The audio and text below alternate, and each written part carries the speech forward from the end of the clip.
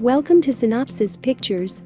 And today we will be talking about an episode of a Filipino crime show called Ipag Laban Mo. Defend them in English. Please turn closed captions on for the best viewing experience.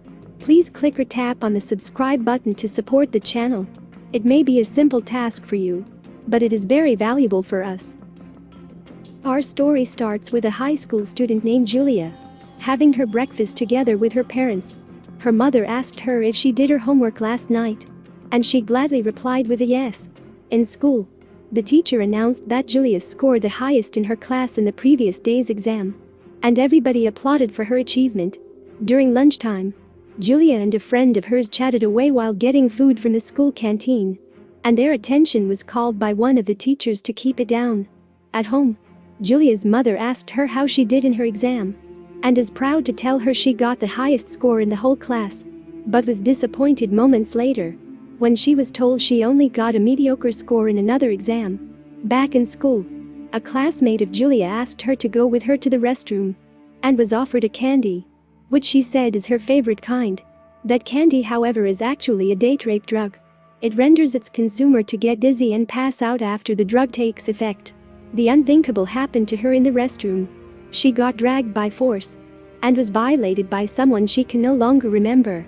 Back at home, Julia's father was startled when he sees his daughter walking very slowly, and there's a blood stain on her skirt. She was brought to a psychologist, and the doctor diagnosed her of psychosis, and she is suffering from post-traumatic stress disorder. Her father asked her to tell him what happened to her. As she wept, she admitted that she was raped in school by a teacher.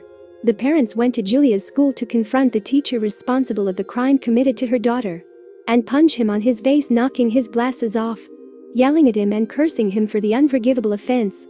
But the teacher denies of the accusation and was arrested by the police. In court, Julia looks afraid and terrified of the presence of her teacher and seems mentally unfit to be questioned by an attorney. The teacher was asked to testify and still denies of the crime committed on Julia. He lies away by telling the judge he went home early that day with another teacher with him and claims he is innocent. The lawyer hired by Julia's parents advised them to have her mental state back to normal. She cannot testify in her current condition, and they will need to extract as much information from her as possible in the next hearing. Back at home, Julia's mother apologized for giving her too much pressure in her academics and felt guilty she is part of the stress that is haunting her mind. The next day, after she finally calmed down and read the Holy Bible, she finally is at peace in her mind and told her parents that she is ready to testify against her teacher. Back in court, as Julia told her story and remembers everything that happened that day, she recalls the candy offered to her, then got dizzy after a few moments after ingesting it, and was brought to the restroom where the teacher was waiting. She looks furious in court, venting out all her anger and frustration on the teacher whom she trusted and looked up to. Time passed by since the teacher got convicted.